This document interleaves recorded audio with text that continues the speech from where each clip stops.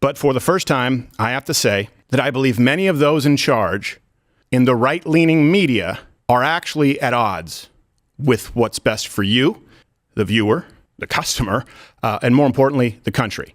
Everyone says that you're actually not that nice. You treat people poorly, but you bring in so much revenue that everybody just has to take it. So I don't like it. This is typically how contracts work. Stephen, the whole time I've known him, has worked for someone else, has been paid by someone else. Right-wing media darlings are feuding with each other for the dumbest possible reason.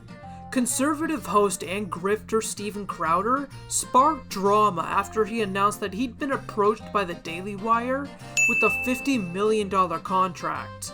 The company that harbors the likes of Candace Owens, Jordan Peterson, and Ben Shapiro. We thought that we were all genuinely taking it to big tech.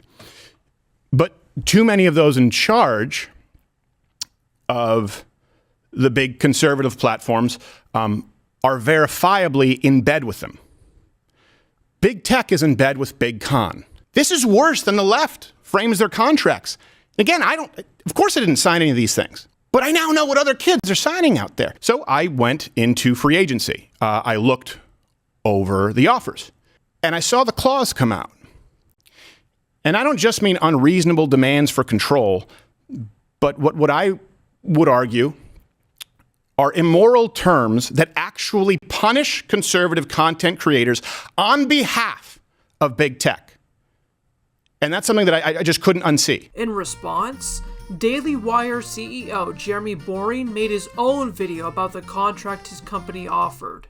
But he's not exactly a self-made man. That's not true. He was paid by PJTV when I met him, which was owned by a billionaire at the time.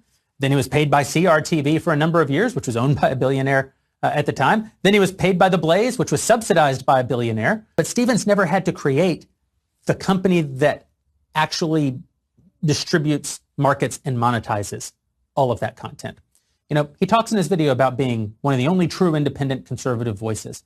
And I find that incredibly offensive. And there is something rather nasty about attacking people who have been friends for over a decade, colleagues, defenders for over a decade, on the basis of your own misinterpretation of a document that offers you $50 million over the course of 4 years.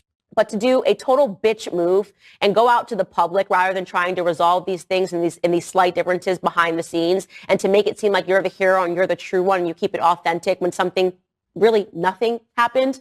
They're making it known in their contracts that they will enforce the guidelines of big tech and punish conservatives on their behalf. All of this big tech jargon is pretty rich from someone masquerading as a populist while getting offered a contract worth upwards of $50 million.